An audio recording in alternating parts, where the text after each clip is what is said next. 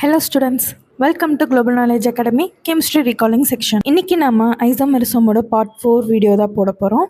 இன்னைக்கான topic stereo ஐசோமெரிசமோட classification. Stereoisomerism ரெண்டு விதமாக கிளாஸிஃபை ஆயிருக்கு, கான்ஃபர்மேஷனல் அண்ட் கான்ஃபிகரேஷனல். First configurational. இந்த isomers interconvertible without rotation of bonds.